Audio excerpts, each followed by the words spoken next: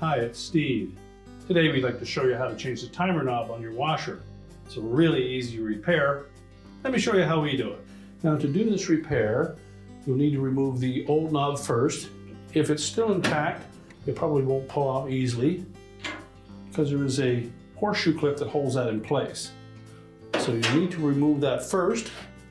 So just rotate that knob until you have the forked end of that clip pointing upwards, and then with a pair of needle nose pliers, you're simply just going to push that off of the shaft far enough that we can grasp the back of it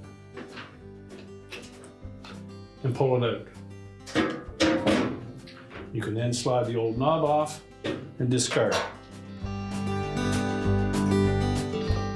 Now, when installing the new one, you can just slide that clip completely into place, press the knob on, and it should lock on without any issue.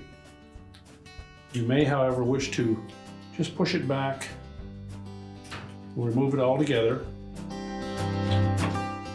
You can line up that clip on the new knob and just start it. Push it firmly onto the timer shaft. However, don't depress the shaft, just push it on until it bottoms out. That'll leave enough room to put a pair of pliers in behind it, and we'll just push down on that clip.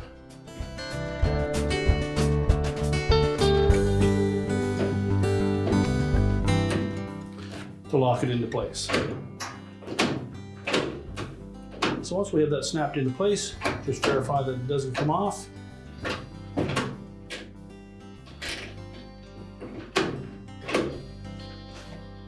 And your repair is complete.